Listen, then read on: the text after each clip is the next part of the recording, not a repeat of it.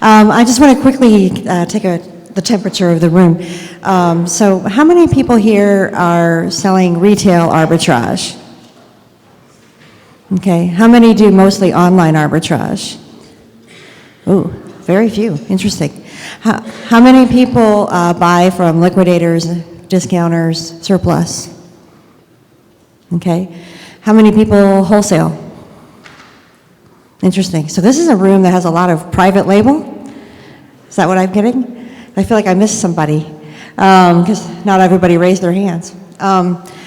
Okay, well, I just want to get a feel for who I'm talking to. I have plenty in my presentation today to upset everybody. I'm the person nobody wants to really talk to. Please let me know if you have trouble hearing me because I know I have a soft voice, and so like wave at me or something.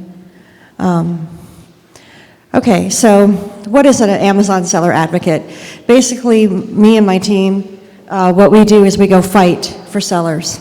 I'm a seller, my business partner is a seller on Amazon, and so is one of our team members, actually 2 of them. So 4 out of the 7 in the US are actual sellers on Amazon, and we get what's going on. We get your world, we get your pain, and so basically, I've been consulting on this topic since 2014, and last year it exploded like a big messy bomb. And so what I want to tell you is that things have changed. So I thought I'd get the bad news out of the way right now. Most of you are going to have to change where you source your inventory. That's why I was curious where you guys bought your inventory. Many of you are going to have to change how you treat your customers. Actually, probably a lot of people are. And it's not going to get any better. So now that you're really depressed, there are some things you can do to protect yourself, and that's what I'm here to talk about today. And just like they said in the previous presentation, sellers of unique products will be rewarded. So that is, basically you private label guys. Definitely if you're looking at where to make the money, but also perhaps if you do it right, we're one of the safest places to be on Amazon right now. Okay, so what's going on? In spring of last year, Amazon tweaked its product quality algorithm. To be more specific, they created a algorithm. They didn't have one before, really. And so all of a sudden, people who had never had issues before, people who'd sold for 5 and 10 years on Amazon, were suddenly getting suspended for things they'd never even heard of before. Used, sold as new, things like that. Inauthentic, counterfeit, what did that mean? So this is Peter Drucker's quote, but it could come straight from Amazon as well. They are fanatic about product quality. And in case you're wondering, product quality is your problem, not theirs. So there was no warning when they changed the algorithm. They didn't provide us with new metrics. They didn't send us an email that says, oh, things have changed, and by the way, here's how we're judging you. And they didn't put anything on your dashboard. So people were looking at beautiful dashboards, green, green, green, 100, 100, 100, and they were getting suspended. That's why you saw people saying, I didn't do anything wrong, I don't know why Amazon suspended me. And it's not quite true. Amazon knew why they suspended them, it's just they didn't share. So this is what product quality stuff is all about. When they say used, sold as new, they don't really mean that. What they mean is a buyer has complained that it's used. Okay, it's not that you're selling used goods, you know that. All of you are like, hey, that was new. I sent it in new, it was in perfect condition. Not as described, that's a listing problem, okay? So what that means is your listing doesn't match whatever the people are getting when they open their happy Amazon box. So not as described, very serious. Not as advertised, slightly different. This means you made a promise and you didn't keep it. Right? This one plagues my supplement sellers, right? Because people take their pills and they're still fat or stupid or impotent. So anyway, it's a problem. Defective, pretty generic, could be anything. Could be the product, could be got damaged in shipping. People choose defective for a lot of reasons. Damaged, that should be straightforward. Counterfeit, fake. Okay, again, normally not real. Okay, Amazon knows that most of those claims of counterfeit, fake are bullshit. And so they basically give you a chance to prove that. Only rarely have I seen truly counterfeit goods. And we got them reinstated. So, but most of the time, what it is you just prove that it's legit and you're fine.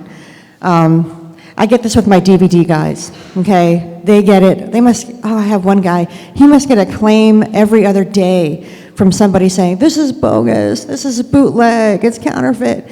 It's very annoying. Okay, I would not sell DVDs to save my life.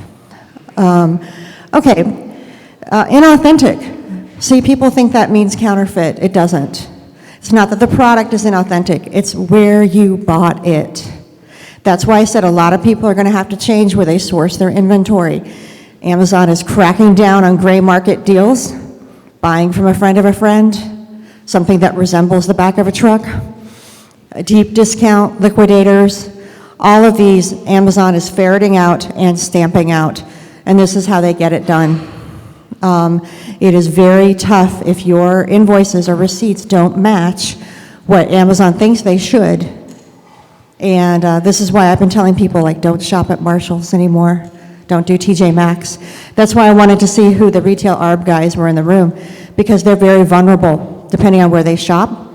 Because if they ever get a claim like this, and they can't prove where they bought their goods, which you cannot if you bought it at Marshall's or TJ Maxx, they don't put details on their receipts.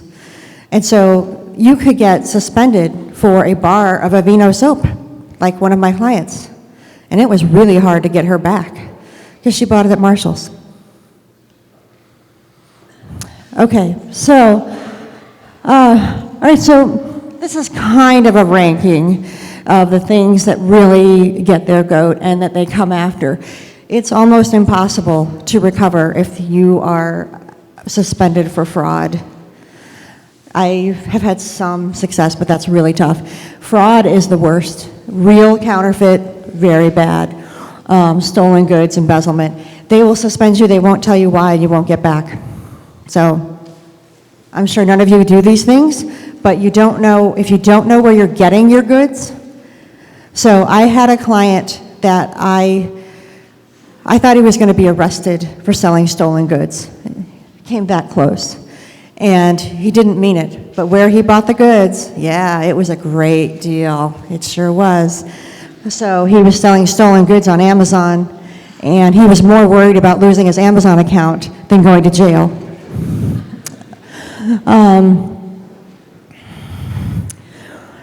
Okay, pop quiz. Which one of these sellers was not reinstated?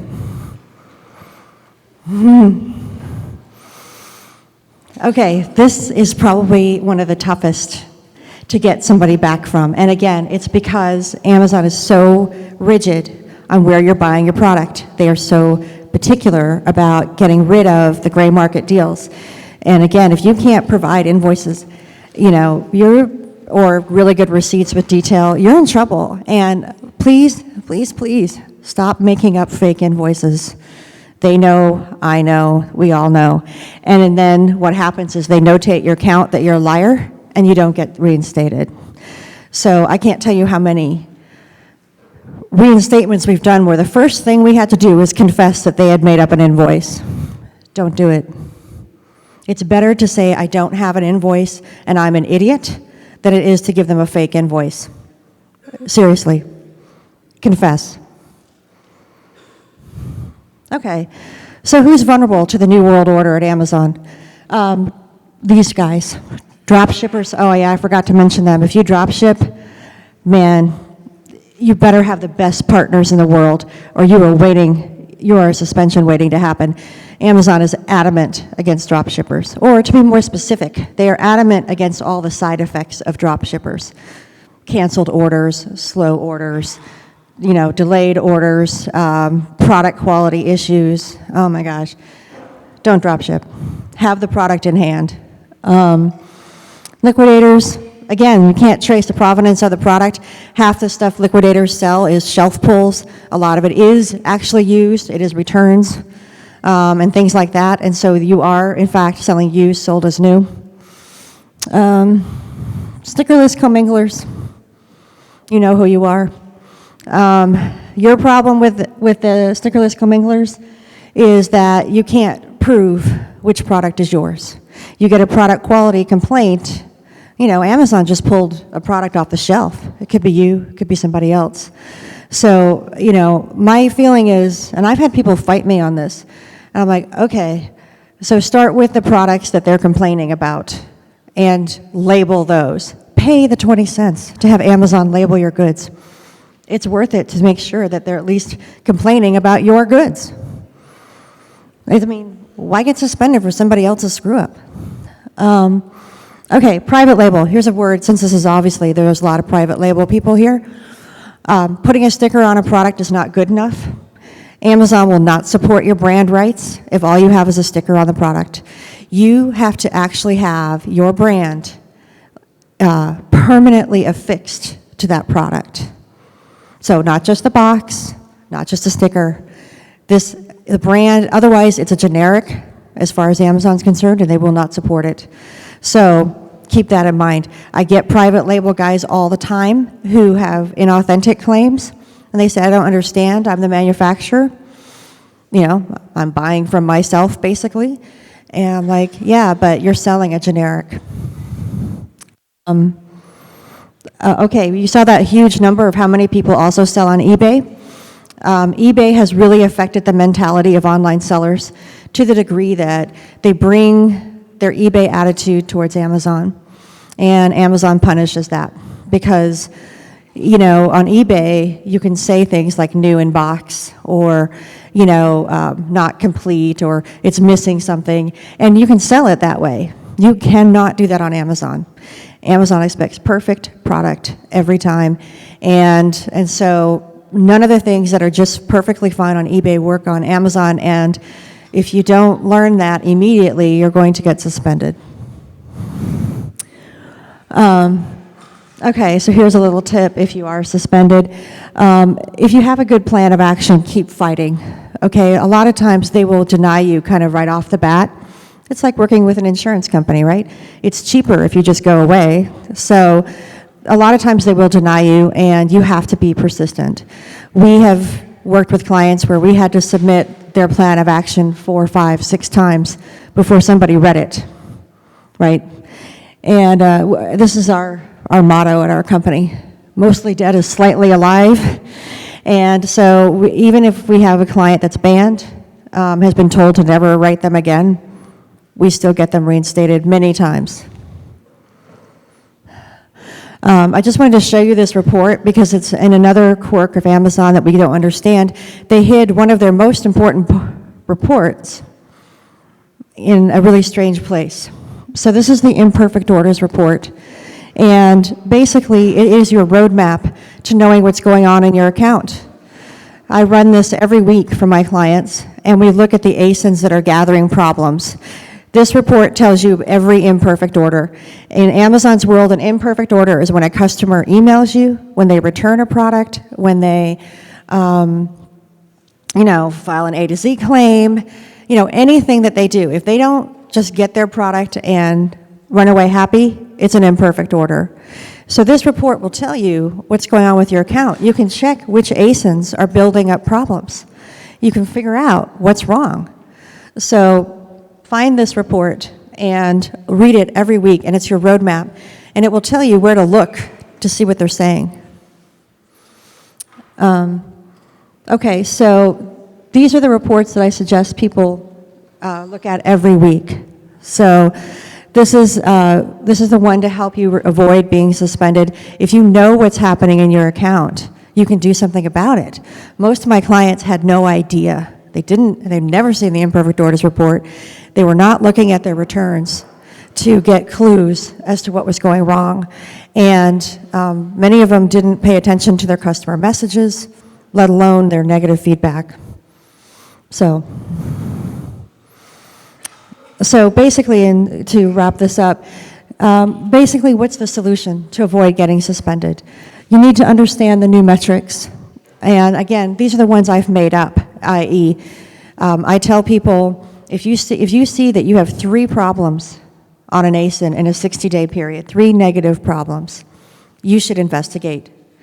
Investigate then, fix the problem then. Don't wait till it's 10 or 15, or Amazon will be suspending you.